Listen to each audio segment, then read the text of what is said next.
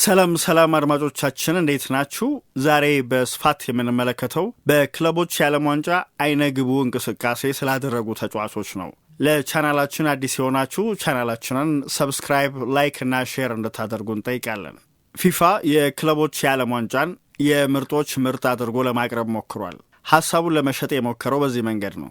በእርግጥ የስፖርቱ የተወሰኑ ምርጥ ቡድኖች በውድድሩ አለመኖር ያሳጣው ነገር እንዳለ አይካድም። የተመልካች እጥረትም ገጥሞታል።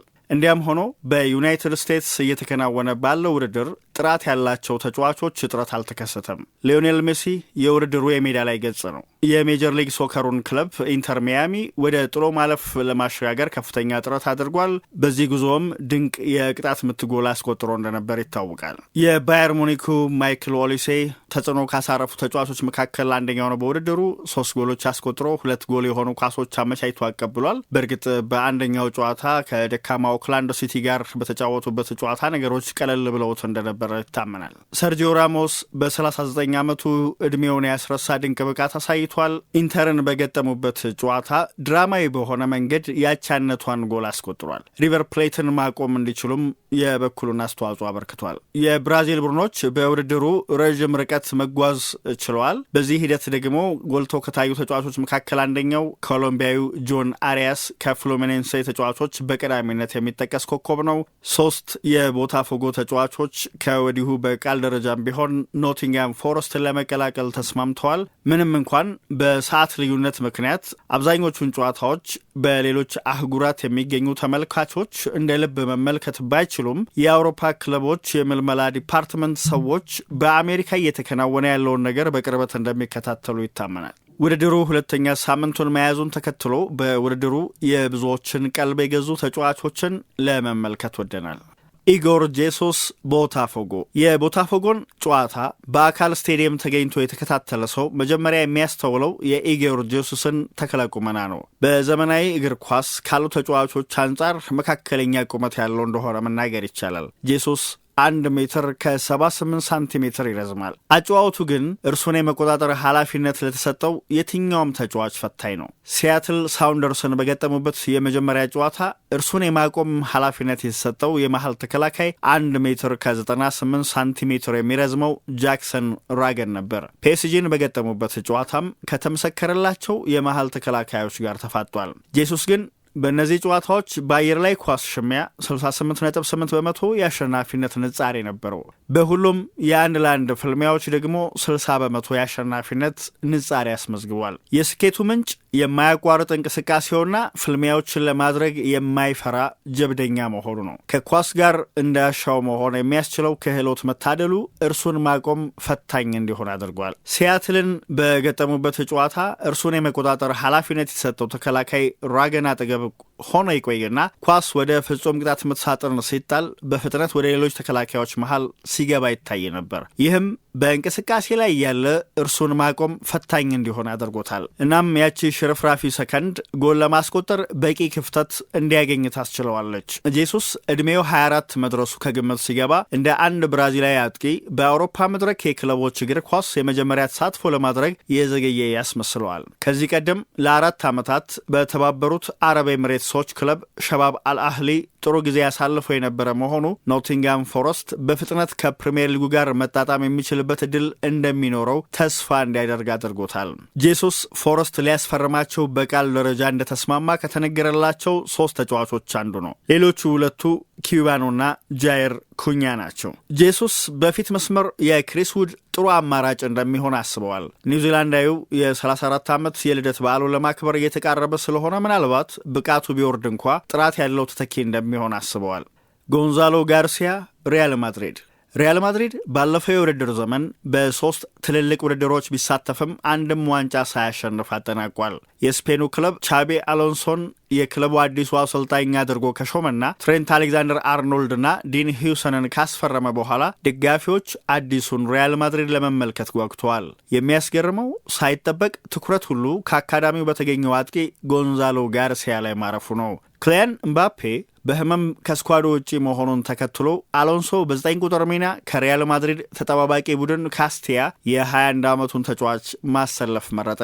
ጋርሲያ የማድሪድን አካዳሚ የተቀላቀለው በ10 ዓመቱ እንደነበር ይታወሳል። ቪኒሺየስ ጁኒየር፣ ጁድ ቤሊንግሃምና ሮድሪጎ ባሉበት ቡድን የአሎንሶን ዘመን የመጀመሪያ ጎል ያስቆጠረው ጎንዛሎ ጋርሲያ ሆኗል። አልሂላልን በገጠሙበት ጨዋታ 34ኛው ደቂቃ ላይ ያስቆጠራት ጎል ሪያል ማድሪድ የ1-0 መሪነቱን እንዲጨብጥ ያደረገች ነበረች። በእርግጥ ጨዋታው የተጠናቀው በአቻ ውጤት እንደነበር ይታወሳል። ያችን ጎል ሲያስቆጥር አብዛኞቹን ጥንካሬዎቹን አሳይቷል። በማድሪድ አጋማሽ ኳስ ተቀበለ፣ የመልሶ ማጥቃት እንቅስቃሴውን አስጀመረ፣ በፍጥነት ተጋጣሚ ቡድን የፍጹም ቅጣት ምት ሳጥን ደረሰ። በሁለት ንክኪ ሮድሪጎ አመቻችቶ ያቀበለውን ኳስ ወደ ጎልነት ቀየረ። በሁለተኛው አጋማሽ በግንባሩ የገጫት ኳስ ጎል ሳትሆን የቀረችው ለጥቂት እንደነበርም ታይቷል። አጋጣሚው ግን የአየር ላይ ኳስ አጠቃቀም ላይ የተዋጣለት መሆኑን ፍንጭ የሰጠ ነበር። ጎንዛሎ በሜዳው አጠቃላይ ክፍል ጥሩ ቢጫወትም በዋናነት ግን በፍጹም ቅጣት ምት ሳጥን ጎል የሚያነፈንፍ ተፈጥሯዊ 9 ቁጥር ተጫዋች ነው። ቁመቱ ያን ያህል ረዥም የሚያስብለው ባይሆንም የአየር ላይ ኳስ አጠቃቀሙ ድንቅ ነው። ኤንሪክ በዚህ ውድድር ላይ ባጋጠመው ጉዳት ከሜዳ በራቀበት በዚህ ወቅት ጋርሲያ ራሱን የሚያሳይበት ጥሩ አጋጣሚ የተፈጠረለት ይመስላል። እርሶም እያደረገ ያለው ይህንኑ ነው።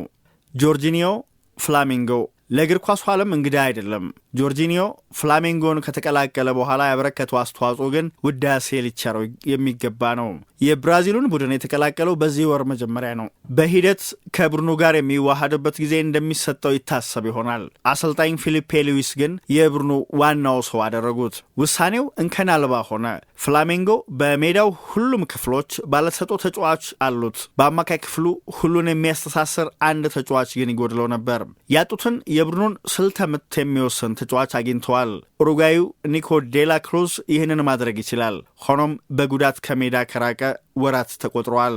ኤሪክ ፑልጋር ድንቅ ተጫዋች ነው። ነገር ግን ለእርሱ የተሻለው ሚና ከተከላካይ መስመሩ ፊት ሆኖ የመከላከል ሽፋን ቢሰጥ ነው። ጆርጂኒዮ በመጠኑ ወደፊት ተጠግቶ ተጫውቷል። ከጆርጂያን ደ አራስካይታና ጌርሰን ጋር ሜዳ ላይ በሚገባ ተቀናጅቷል። ጆርጂኒዮ በመጪው ታህሳስ 34 ዓመት ይሆነዋል። ስለሆነም እርሱ የፈረመው ለመጪው ጊዜ ሳይሆን ለአሁን ነው። አንድ ልብ ሊባል የሚገባው እውነታ እንደ አንዳንድ ተጫዋቾች እርሱ በዕድሜው መግፋት በቀላሉ ተጽዕኖ የሚያርፍበት አለመሆኑን ነው። አጨዋወቱ በተክለ ሰውነቱ ላይ የተመሰረተ አይደለም። ቀድሞም ቢሆን የጆርጂኒዮ ትልቁ ጥንካሬው የሰላ አእምሮ ነበር። በፍላሜንጎ ማሊያ ባደረጋቸው የመጀመሪያዎቹ ጨዋታዎች በዚህ ረገድ ምንም አይነት መቀዛቀዝ አለማሳየቱን አስመስክሯል። ፔድሮ ኔቶ ቼልሲ።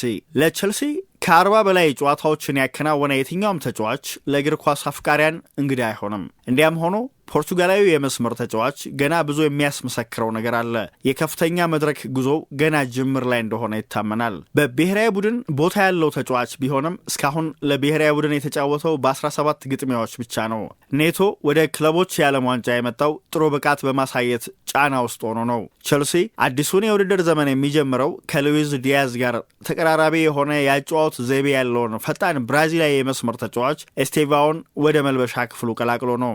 ለኔቶ ተፎካካሪ የሚሆን ተጫዋች ነው። የ18 ዓመቱ ተጫዋች በዚህ ውድድር ለፓልሜራስ ድንቅ ብቃቱን እያሳየ ይገኛል። ቼልሲ 2-0 በሆነ ውጤት ሎስ አንጀለስ ኤፍሲን ካሸነፈበት ጨዋታ በኋላ እንዲያውም አንድ ሪፖርተር ኔቶን ስለ ወጣቱ ብራዚላዊ ጠይቆታል። የጨዋታው ኮከብ ተብሎ የተመረጠው ኔቶ አንድ ክለብ ተጫዋቾችን የሚያስፈርመው ቡድኑን እንዲያግዙ ነው። ስለሆነም በጣም ደስተኞች ነን። ኤስቴቫኦ ያደረጋቸውን ጨዋታዎች ብዙም አልተመለከትኩም። ነገር ግን ሁል ጊዜ የማተኩረው ራሴ ላይ ነው። ስራዬን ጠንክሬ እሰራለሁ። ለእኔ እጅግ ወሳኙ ነገር ያ ነው። እዚህ የተገኘሁት ቡድኑን ለማገዝ ነው። ወደ ቡድኑ የሚቀላቀል ተጫዋች በሙሉ የሚያደርገው ይሄንኑ ነው የሚል ምላሽ ሰጥቷል። የ25 ዓመቱ ኔቶ ለመመልከት የሚያስደስት ተጫዋች ሆኖ ታይቷል። የሰማያዎቹ የመስመር የማጥቃት እንቅስቃሴ አስፈሪ እንዲሆን አድርጓል። ቼልሲ ኳስ ይዞም ሆነ በሽግግር የማጥቃት እንቅስቃሴ ሲያደርግ አማራጭ የመውጫ መንገድ ሆኖ አገልግሏል። ፍጥነቱ ጥሩ መሳሪያ ሆኗል። ሎስ አንጀለስ ኤፍሲ ላይ ያስቆጠራት ጎል ጥሩ ማሳያ ናት። ፍላሜንጎን በገጠሙበት ጨዋታ ኔቶ በግሉ ድንቅ ነበር። ፍርሃት አልባ የማጥቃት አጨዋወቱ እርሱ ሲጫወት ከፍሎ መመልከት የሚያስቆጭ እንዳይሆን ያደርጋል። ኬናን ይልዲዝ ዩቬንቱስ። ኬናን ይልዲዝ ገና 20 ዓመቱ ነው። ሴሪያውን በቅርበት የሚከታተለው ዕውቁ ጋዜጠኛ ጄምስ ሆርን ካስል ግን ገና የክለቦች የዓለም ዋንጫ ከመጀመሩ በፊት በውድድሩ ሰዎች ትኩረት ሰጥተው ሊመለከቷቸው ይገባል ብሎ ከጠቆማቸው ተጫዋቾች አንዱ እርሱ ነበር። ወጣቱን የዩቬንቱስ አጥቂ ሁሉም ሰው አልተመለከተውም። በአሜሪካ በተደረጉት ጨዋታዎች ያደረገውን እንቅስቃሴ የተመለከቱ ግን ወደፊት የበለጠ ትኩረት ሰጥተው እንደሚከታተሉት አያጠራጥርም። ከወዲሁ በአውሮፓ መድረክ የበርካቶችን ትኩረት ያስገኘለት እንቅስቃሴ አድርጓል። ፒኤስቪ ላይ ያስቆጠራት ድንቅ ጎል ጥሩ ማሳያ ናት። በሴሪያ ባደረገው የመጀመሪያ ጨዋታው ጎል አስቆጥሯል። ባለፈው የውድድር ዘመን በሴሪያው ከተቆጠሩ ድንቅ ጎሎች መካከል የምትጠቀስ ጎልም በስሙ አስመዝግቧል። ዩቬንቱስ በክለቦች የዓለም ዋንጫ ጥሩ አጀማመር አድርጓል። የአቡዳቢውን አላይን 5-0 እንደዚሁም ዋይዳድን 4-1 አሸንፏል። ወደ ቀጣዩ ዙርም ተሸጋግሯል። ይልዲዝ ዋይዳድ ላይ ያስቆጠራት የዩቬንቱስ ሁለተኛ ጎል በየትኛውም ቡድን ውስጥ የሚጫወት የትኛውም ግብ ጠባቂ ሊያድናት የሚችል አይነት አይደለችም። የአብዛኛው ቡድን የተከላካይ መስመር ተጫዋቾች በዚያ ጨዋታ የመጀመሪያ ጎል እንድትገኝ እድሉን የፈጠረበትን መንገድ ለማቆም አሊያም ሶስተኛዋን ጎል እንዳያስቆጥር ለማድረግ እንደሚቸገሩም መናገር ይቻላል። ሳሌም አልዳውሳሪ ከአልሂላል የዓለም አቀፍ ውድድር አንደኛው በጎ ጎን ብዙም እውቅና የሌላቸውን ተጫዋቾች ለእይታ ማብቃቱ እንደሆነ ይታወቃል። በእርግጥ አሁን ስፖርቱ በመላው ዓለም ከፍተኛ የስርጭት ሽፋን እየተሰጠው በመሆኑ የተደበቁ ተሰጥኦዎችን መመልከት እንግዳ ነገር ሆኗል። በጭምጭምታ በጎሲፕ አምዶች ሽፋን ያላገኙ በመላው ዓለም የሚገኙ ድንቅ ተጫዋቾች ብዙዎች ከሚያውቋቸው ከዋክብት የላቀ ብቃት ይዘው በቴሌቪዥን መስኮት ብቅ ሲሉ ትመለከቷቸውም ይሆናል። ሳሌም አልዳውሳሪ ከእነዚህ ተርታ የሚሰለፍ አይደለም። ብዙዎች በካታሩ የዓለም ዋንጫ አርጀንቲና ላይ ባስቆጠራት ጎል ያስታውሱታል። በቪያሪያል ባሳለፈው የውሰት ቆይታ ተሰልፎ የተጫወተው በአንድ ግጥሚያ ብቻ እንደነበር ይታወሳል። የሳውዲ ፕሮሊግ አሁን ከፍተኛ ሽፋን እያገኘ ነው።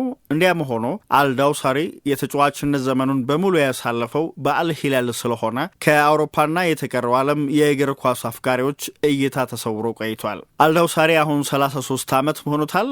ለሳውዲ አረቢያ ብሔራዊ ቡድን 98 ጨዋታዎችን አከናውኗል። በሳውዲ አረቢያ እግር ኳስ ታሪክ ከታዩ ምርጥ እግር ኳስ ተጫዋቾች አንዱ መሆኑ ግን ይታመናል። ለምን እንደዚያ እንደሚታሰብ መረዳት ቀላል ነው። ሪያል ማድሪድን በገጠሙበት ጨዋታ ድንቅ ነበር። በነጩ ማሊያ የመጀመሪያ ጨዋታውን በዚያ ግጥሚያ ያከናወነውን ትሬንት አሌክዛንደር አርኖልድ ሲፈትነው ታይቷል። አልዳውሳሪ ፍጥነቱ፣ ወደ መሃል ሰብሮ ለመግባት የሚያደርገው ሩጫና የማያቋርጡ የማጥቃት ተነሳሽነቱ በልዩነት ይጠቀሳል። በሚያሚ በተከናወነውና በውድድሩ እስካሁን ከተከናወኑ ማራኪ ጨዋታዎች አንዱ በሆነው ግጥሚያ ይህ እውነታ በሚገባ ተገልጧል። በውድድሩ ከተመለከትናቸው የላቀ ብቃት ካሳዩ ተጫዋቾች መካከል የተወሰኑትን ጠቃቀስን። እነዚህ በእስካሁኑ የውድድሩ ጉዞ የተመለከትናቸው ናቸው። ምናልባትም ውድድሩ እስከሚጠናቀቅ ድረስ ሌሎች ተጨማሪ አይነግቡ እንቅስቃሴ የሚያደርጉ ተጫዋቾችን እንመለከት ይሆናል። ያን ጊዜ እነሱንም እናነሳቸዋለን።